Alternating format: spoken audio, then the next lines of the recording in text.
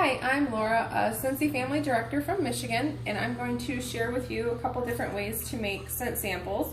The first method is to make samples with either a paring knife or a crinkle cutter. You just take a knife or a crinkle cutter and just cut off small slivers from your cubes. And I don't really worry about them being perfect and beautiful. I just want to make a couple small slices, and then I just take my baggie and I put, for ease of making labels, I just use the scratch and sniff stickers. Has the scent name on it.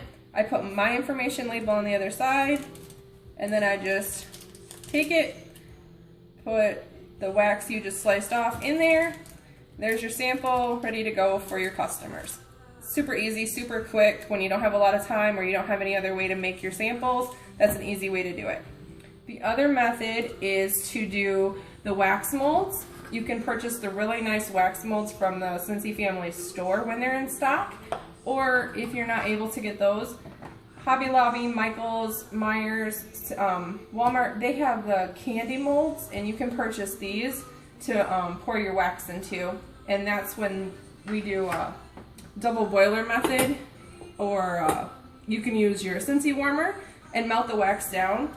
I just break off a couple bars because they melt faster when they're broken. And I just break off a couple bars, put them in my pan and let them melt down. And then I pour them into my wax mold. Once your wax is completely melted, when I lift my boiler off, it's got a lot of condensation on the bottom, so I want to make sure I wipe that off because I don't want to get any of the moisture in the wax when you're pouring it into your mold. And with the sample, the Scentsy molds, they have they're deeper, so I only fill them about halfway because they take a lot of wax if you fill them all the way. But I just slowly pour it in here. And then when I'm done, I let them sit on the counter for a few minutes until they're not totally liquid any longer, because you don't want to move them right away or else you're going to slop your wax everywhere. Once they're not liquefied any longer and they're starting to harden, I'll put them in the freezer so that they get hardened all the way quicker. And after about 10 minutes in the freezer, I take them out and I'm able to pop them out of the molds and have them be ready to go. Once I pop them out of the mold, I let them sit for just a few minutes longer before I put them in a bag so that there's no cold air condensation on them. So then I'll just let them sit here for a couple of minutes, and then I will pop them in the freezer for about 10 minutes, and then we will see what they look like when they come out of the freezer and show you how I take them out.